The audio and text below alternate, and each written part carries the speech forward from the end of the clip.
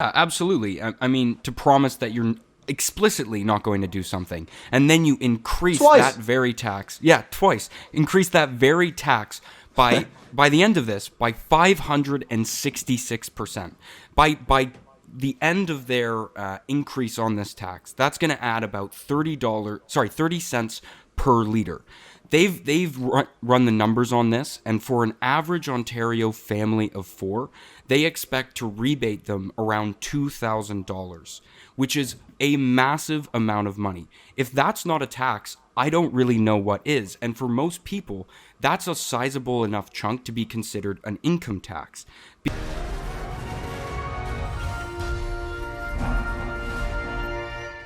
Hello, welcome back to This Week in Canada. My name's Nico Johnson. Roberto's usually with us. He's not this week, I'm afraid. But we have Matthew Grainger. Matthew, say hello. Hi, everyone. I'm sure you're a little bit sick of me now, but I always love coming on the show, and I'm glad to finally be able to do one with Nico after a long time of just hanging out with Roberto. So, very pleased to be back on. Yeah, and I know how you guys like Matthew, and we have a good episode in store for you. Last week was a bit depressing. It was a lot of, discontent in America. We had some bad lockdown news. We still have some bad lockdown news, but Matthew and I have decided just to not talk about that because it makes us so sad. But what we're going to start off with is Stephen Guilbeault. Now, Stephen Guilbeault, who is famous for such things as climbing up the CN Tower to protest Wales or something like that. He I think last year tried to force media companies to get license from the Trudeau government, which is vaguely, what's the word for it? Oh yeah, authoritarian. And because that didn't go down badly enough, because the mainstream media just eats this stuff up, because they're going to be fine, they love the Liberals and the Liberals love them. It's only going to affect basically anyone who disagrees with them. He decided to do it again, and this time he's legislating hate speech. Now, I'm not a fan of hate speech, but I'm also quite a big fan of our rights to voice discontent. And I think obviously there is a line here. If you are inciting violence, or if you're just being overly obnoxious and aggressive, quite frankly, harassing to certain people, then fair enough. But who is to say what's hate speech or not? Justin Trudeau or Stephen Guilbeault? This is the issue, isn't it, Matt? Absolutely. And whenever you hear about any sort of impediment to free speech, it has to be considered censorship, whether you agree with it or not. And they are often not on the side of calling it censorship. They're just saying that they're protecting people or something like this. But it is an incursion on free speech that I think we should take a lot more seriously than they want us to. Yeah, so let me paraphrase a quote that he gave to media outlets when he was announcing this. He said that Canadians are being threatened, they're being bullied, they're being intimidated, and they're often the victims of racism and homophobia. Now, I think that's probably the case, and I think some of those instances, yeah, it shouldn't be allowed. There is such a thing as intimidating someone, which should obviously be illegal. But for instance, with homophobia, if you're religious, let's say, then you have real grounds to oppose homophobia. And how is the legislation going to look on that? If you are, let's say, a Catholic and don't like, gay marriage, then is that going to become illegal? And they haven't announced any of the crux of the policy. They haven't given any details.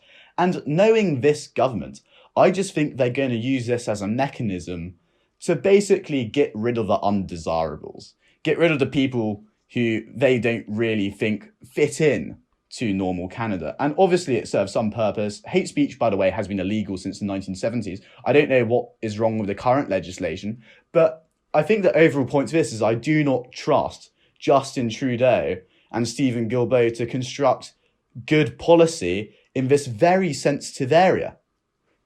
Yeah, I'd agree. And it's all about where they draw the line. And I'm with you. I don't trust that they're going to draw the line in the right place. And as much as I disagree with many of the things they plan to outlaw, I'm not sure it should be wholly banned wholesale. Yeah, and how different will this be to Guilbeault forcing regulations or forcing, media outlets to sign up with the government so they can properly express their views? They have a track record of being quite nefarious when it comes to this sort of thing. And we need to criticise the government. And watch this transition, Matthew, because they keep buggering up the most important things. For instance, with the vaccines, Matthew is our resident epidemiologist. I think that's the word for it, isn't it, Grainger? Possibly. And It could be. he's been following the vaccine rollout very closely. He cares about this sort of thing. Matt, let's have a general update, shall we? Yeah, of course. So, right now, we are sitting at about 450,000 vaccine doses administered. That's roughly 100K per week. Their goal, however, is to reach 6 million doses delivered by March. That would mean, even though we've got less than 500,000 right now, they plan to fill a 5.5 million dose gap in just 2 months. Here's the worst part, though, and this is starting to become sort of common knowledge as we address the pandemic, is that it takes 2 shots to immunize every Canadian. Now, they said that their goal is to immunize 70% of the Canadian population, which is about 26 million people. But that doesn't mean 26 million doses. That's far closer to around 52 million doses. And we need to reach that amount between March and September. And we're already having difficulty administering 450,000. And as it was explained to me, at our current rate, the final shot will be delivered in 2036. So it doesn't seem like a very well thought out plan. It's one that relies on them having this incredible surge in their ability to administer doses. I'm not sure it's possible, but what do you think, Nico? Well, I mean, I've often throughout this pandemic, and it's been going on for a really long time now. If you look at places like the CBC or the Toronto Star, what their favourite thing to do in the world is compare Canada to the worst possible sort of statistical example of what a country could be doing. So, for instance, throughout the entire lockdown, they said, oh, yeah, but, Trudeau may have buggered up a little bit. But look at what Trump's doing in the States, But again, the obvious worst example, and they do it in the UK as well. But now there's been quite an interesting switch where these countries that these left-wing mainstream journalists used to criticize, namely Britain and America, have actually got a pretty good plan when it comes to vaccinating the public. If you look at how America has done, if you look at how Britain has done, or Israel, which is, I think, the best example, they're doing it well. They're distributing vaccines. They're getting people inoculated. And despite the fact that we're really falling behind other Western countries in this particular sphere, we have seen no real criticism of it. And, we keep hearing stories about Trudeau getting frustrated, going to take personal command of vaccine distribution. Well, if he has taken personal command of vaccine distribution, then surely he must have some of the blame for what I think is a pretty seismic error. Now, this leads into the second point I had about this. This is the most important stage of pandemic recovery.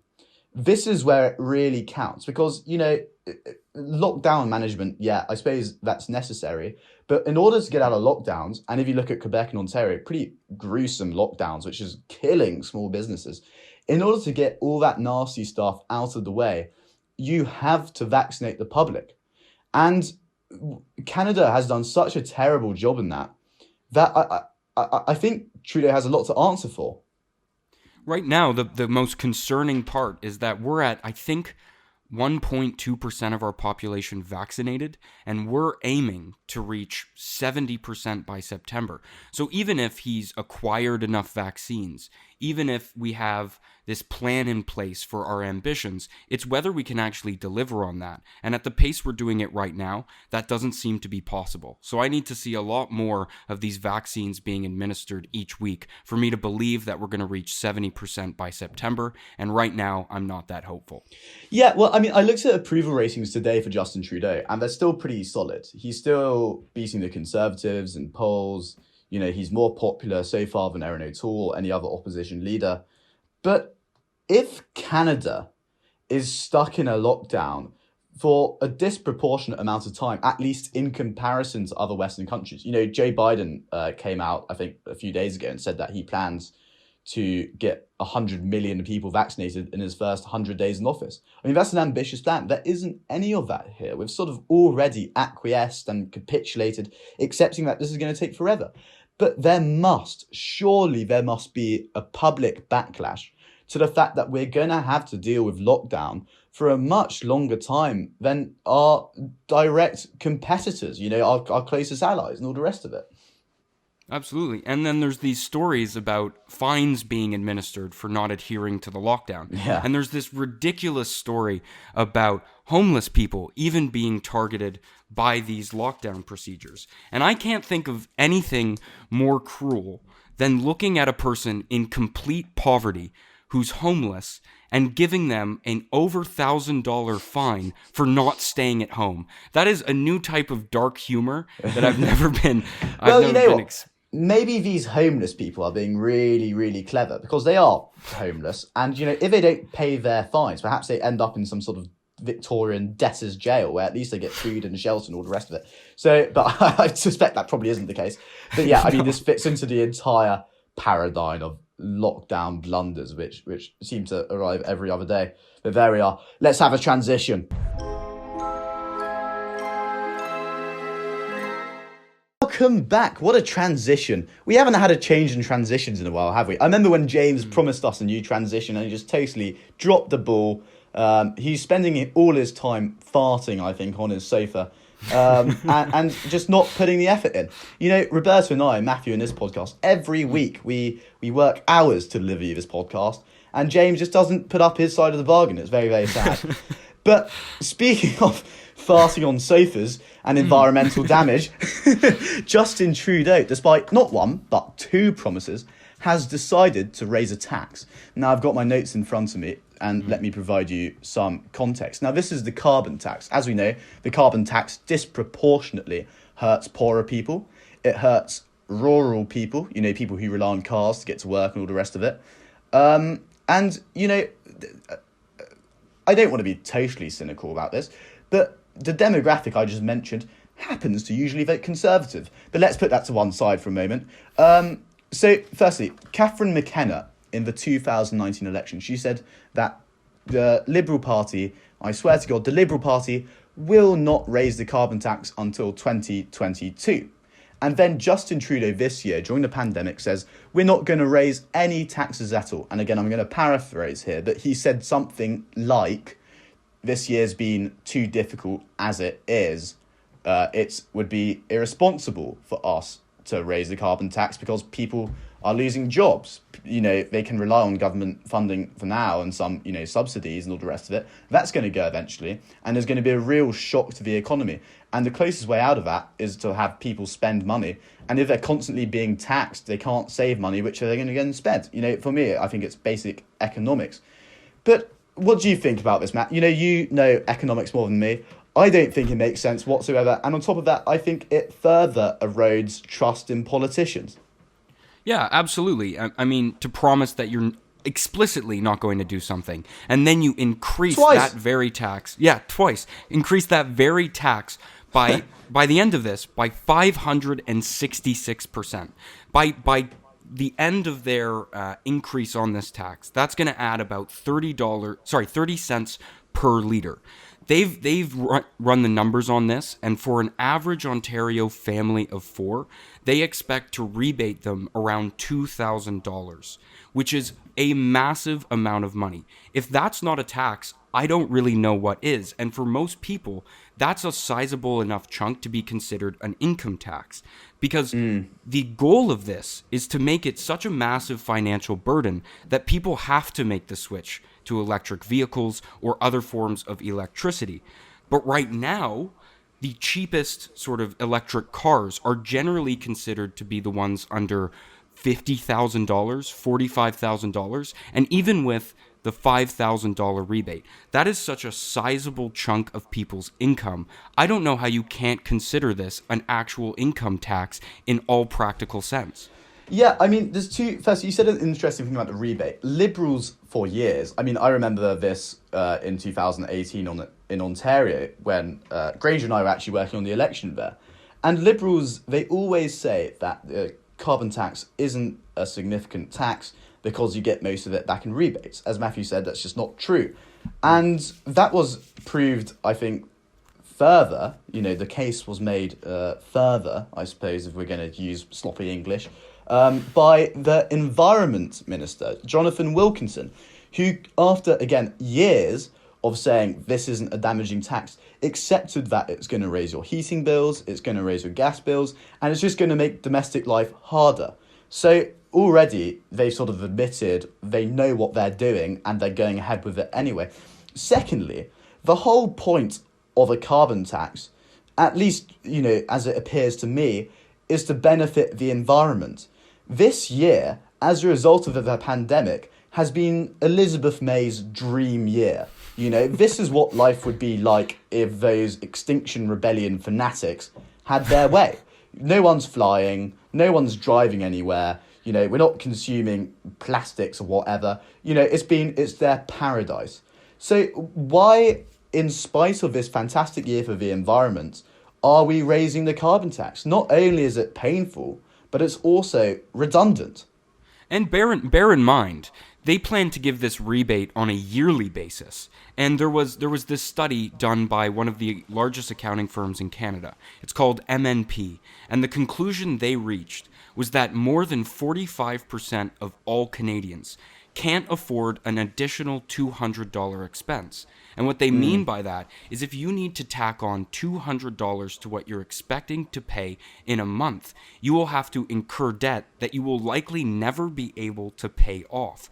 So, a carbon tax that will accumulate to around $2,000 by the end of it per year will completely financially ruin or set the basis for a financial ruin for most families in Ontario, Alberta, Quebec, you name it. And they're all going to be in financial trouble because of this, and they still won't have enough money to be able to afford what they deem a green alternative for their lives because they depend on the cars they have and the fossil fuels that they're using. So it's just really going to hurt people, and I don't see how it helps in any large way if you're just giving rebates at the end. Yeah, another kind of depressing news story, I'm afraid. I mean, if there's a silver lining to it, at the very least we can rail the Trudeau government for their total incompetence. We haven't done that in a while, and I've sort of missed it. We haven't been on the ball, but, in the time we let them get away with it, they just keep constructing this policy, which is going to obviously end in tears. But let's have a better story. Transition.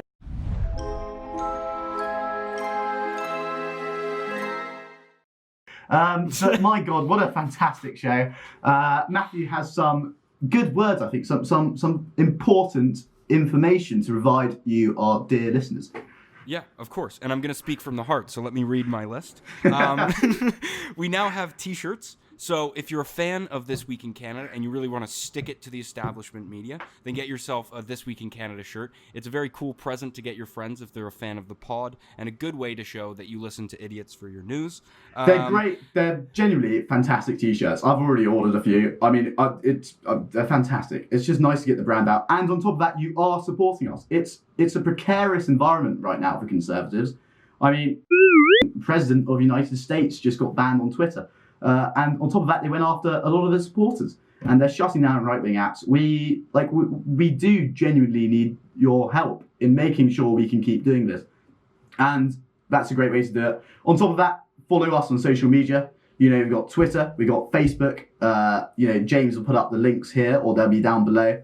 And please support us. If you and on top of that, we now have a mailing list. So if ever some sort of algorithm prevents us from appearing on your YouTube page or anything like that, if you're subscribed to the mailing list, we'll be able to reach you regardless, and that's very important for maintaining our base, no matter what whether YouTube likes this channel or not. So please support.